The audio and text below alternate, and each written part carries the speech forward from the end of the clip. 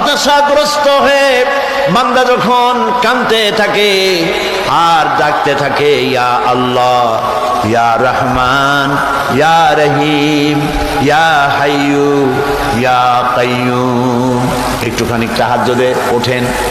গভীর রাত্রে ঘরের সবাই যখন ঘুমানো, আপনি তখন উঠুন, উজু করে একাকী রুমের ভিতরে ঢুকে তাহাজ্জুদের নামাজ আদায় করে চোখ বন্ধ করে যদি ডাকতে থাকেন মধুর সুরে, ইয়া আল্লাহু, ইয়া রহমানু, ইয়া রহিমু, ইয়া হাইয়ু, ইয়া কাইয়ুম। আল্লামা ইকবাল বলেছেন, দিল সে जो बात निकलती है असर रखती है पर नहीं मगर ताकते परवाज रखती है। দিল থেকে যে কথা উচ্চারিত হয়, মুখের কথা আর মনের কথা ভিন্ন রকম।